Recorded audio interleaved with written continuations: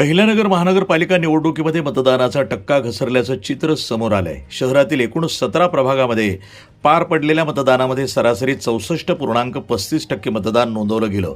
मागील निवडणुकीच्या तुलनेमध्ये यंदा मतदानामध्ये घट झाल्याचं स्पष्ट होत आहे।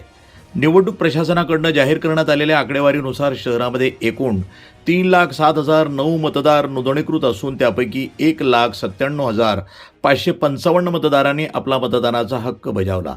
यामध्ये 1,51,378 महिला, 1,55,523 पुरुष तर 108 इतर मतदारांचा समावेश आहे।